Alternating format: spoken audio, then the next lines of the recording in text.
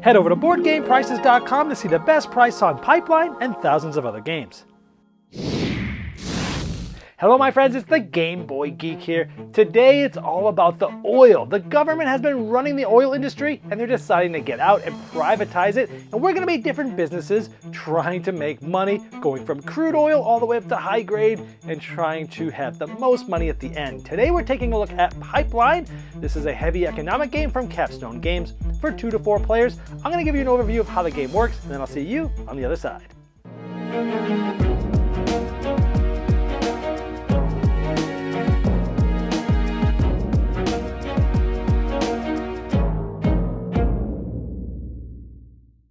In Pipeline, everybody owns their own oil business that they'll be managing.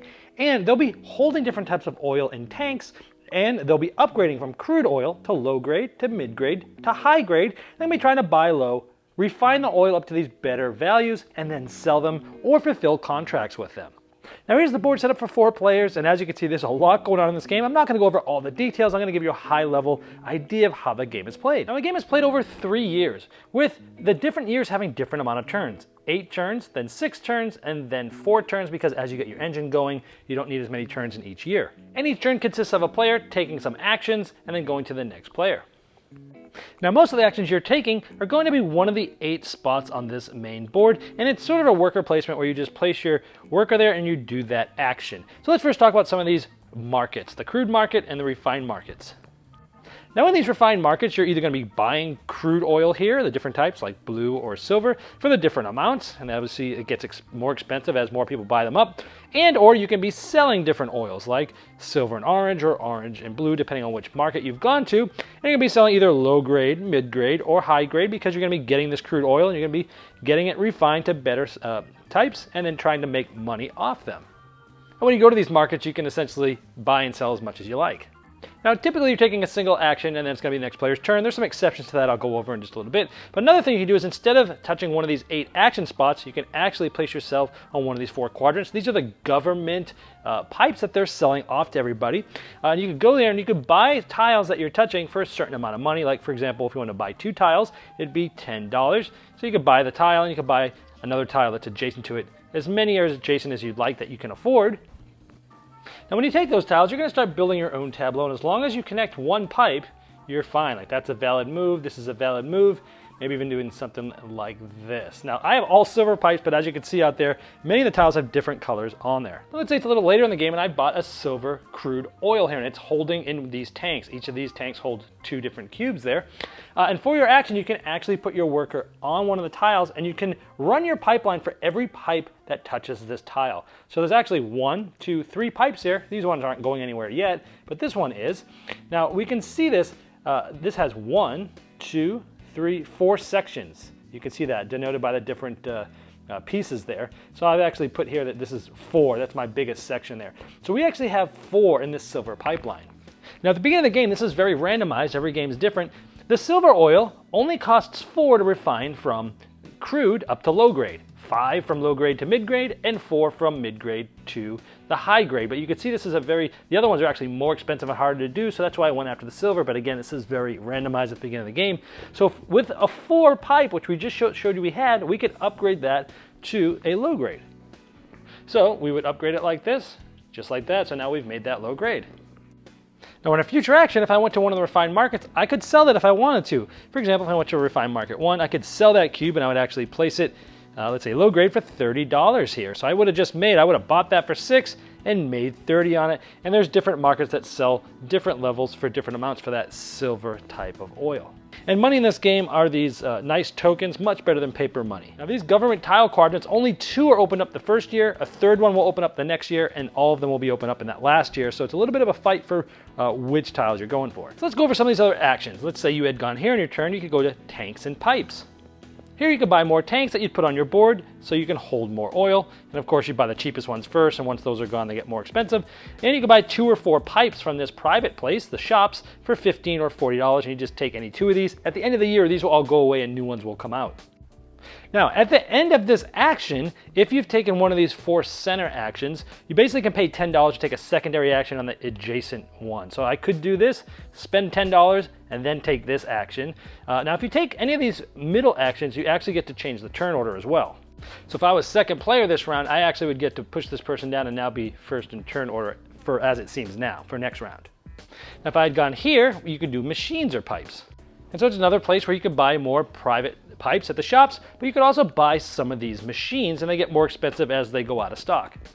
Now, as your network gets bigger and bigger, you may want to add a machine. Essentially what it does is it runs itself. All the pipes touching this will run themselves, meaning you don't have to place your worker there to run them. In fact, you can't run any machined pipes with workers, but this allows you to sort of run them by themselves. At the end of your turn, the last thing that happens is a machine phase. You can spend $15 to run all your machines, essentially refining oil without you having to take the action, but it is going to cost the $15.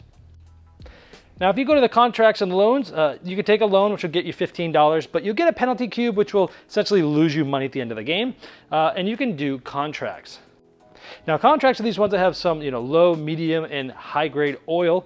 And if you want one of these, you essentially can take one of these. Let's say we took this, and you'd place that contract right here. And over the round of this year, if you're able to move silver oil from essentially, if you had it at the low grade, you could take these and place it here and fulfill this contract, and you're going to get a certain amount of money depending on what this is, $20 for each of those, so I would have just made $40. Now, this is important because at the end of each year, even if it's only partially filled, you'll lose this, and you'll get a penalty as well, which will cost you money at the end of the game. But if you don't think you're going to do it this round, you can actually defer it, and this means that next round it will be in play. But these contracts stay around every year. So if you get this contract first year, you have to fulfill it each year in order to not lose it and get a penalty. But it is sort of like a private little place to sell oil that you don't have to worry about other people taking. Now, these order tiles work in a similar way, except you don't have to take an action to get them. If you have any of these fulfilled on your board, on your turn, you can essentially just take them. But in these ones, you have to do all at once. So you'd have to have all of these ready, then you could take it. You'd put it in your order section here, and you'd be able to move, let's say, the high grade silver, the middle grade blue, and the low grade orange. And again, you'd get the prices for those right there. But this all has to happen at once, where these you can kind of do one at a time and get your money. The orders, you have to pretty much have it all done in order to do it. And the last action we haven't talked about is upgrades.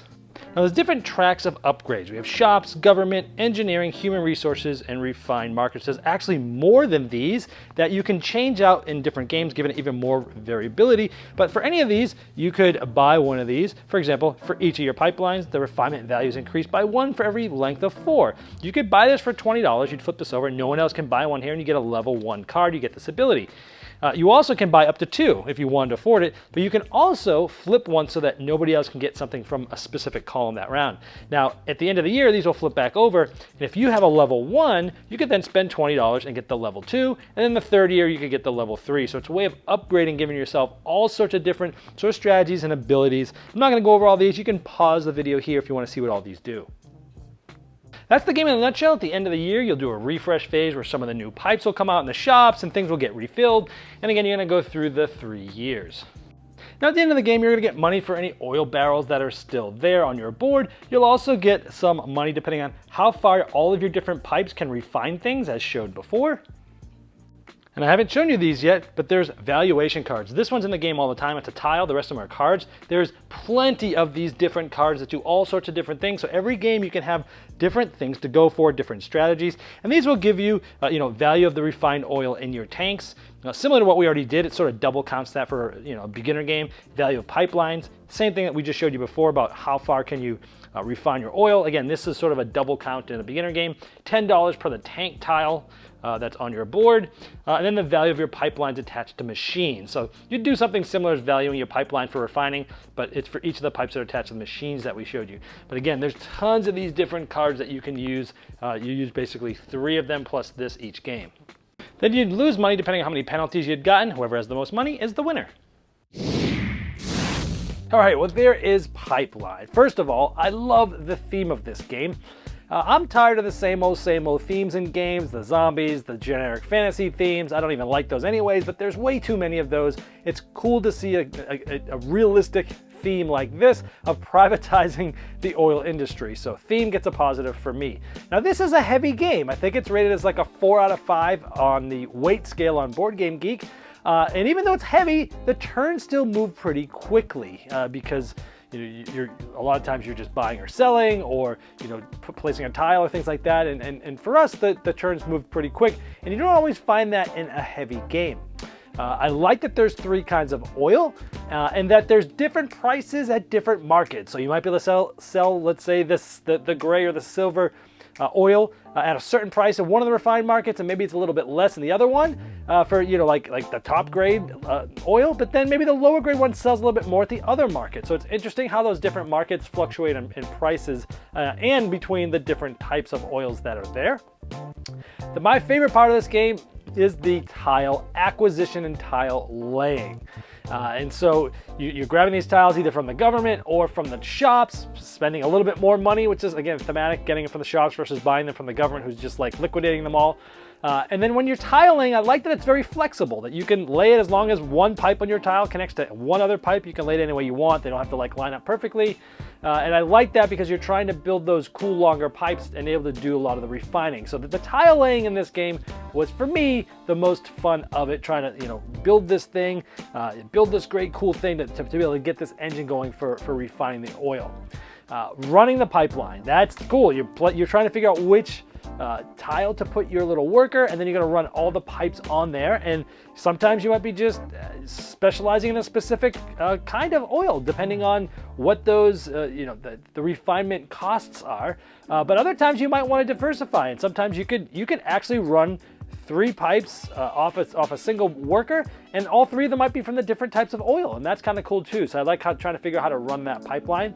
I like the game has a lot of different things to do, a lot of different paths. So maybe you start going through the upgrades and paying for those and get to level 3 by the end of the 3rd year.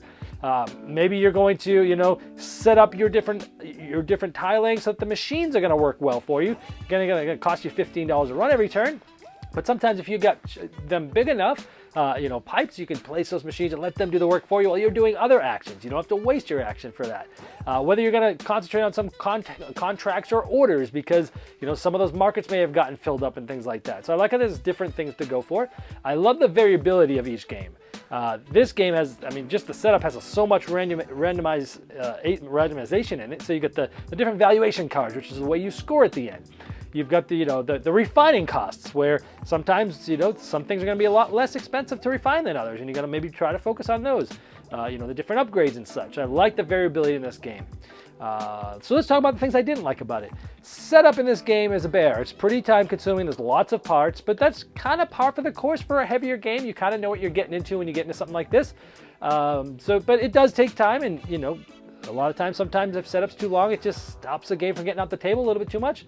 So setup's a little daunting, but again, for a game this weight, I'd say it's par for the course. The game, this is a personal preference, the game was tighter than I preferred with the economy, especially at the beginning where money is very tight. Some people love super tight Euro economic games. I like them to be a little bit more loose and give me a little bit more flexibility, let me explore a little more. I feel like I was constricted in a box for a lot of the game. So I prefer it to be a little bit looser, but you might like a really tight Euro, and if so, then this one's probably for you. I also prefer a little bit more direct player interaction, especially even in my economic games. Now, this one has a decent amount of indirect player interaction, where you're taking a tile that somebody might want, or you're buying up some stuff from the Crude, now it's more expensive for other players, or you're selling to the best oil of silver in a certain refined market, and other players aren't going to be able to go there right now, or maybe even next round. So there is some definitely things that you do affect other players, but very indirectly. It's not like Container, which is one of my favorite economic games, that you're buying and selling to each other, things like that. So this is more indirect player interaction. I like direct a little bit better. And I felt like the game ended a little too soon. And I know it's going to sound weird that this 2-hour game I felt like was not long enough, because I usually like shorter games. Now, even with a 4-player game though, you're able to play this in an hour and a half to an hour and 45. So once you actually start playing, so it's not quite 2 hours, an hour experience, but the game ended a little too soon, meaning as soon as we started getting things rolling, the game's ending. Now, granted, it's probably because we're just not that good at the game, and maybe if you're excellent at it, your engine will be running maybe halfway through, then you get the second half of the game that really let that thing churn. But I kind of felt like, we spent this whole game getting this thing going, and then right when it gets exciting, the game ended a little too early for me. So for me, I think I can recommend this game for people that like heavy economic games, that like indirect player interaction, and like tight economies. If you like those three things, I think you're really gonna like this game. But if you like the other things and you like it lighter and you like it more direct and you like it a lot more open, this might not be the game for you. But hopefully for now, you know on your own whether this game is for you or for not. This has been the Game Boy Geek, breaking down barriers, growing relationships through board games by helping you find the next one you'll love.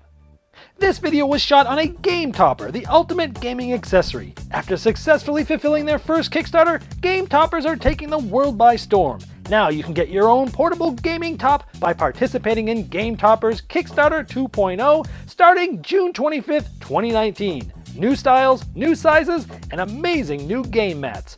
Go to GameToppersLLC.com to enter a full Game Topper system valued over $1,000 to also bring you to the Kickstarter project page and to late pledge.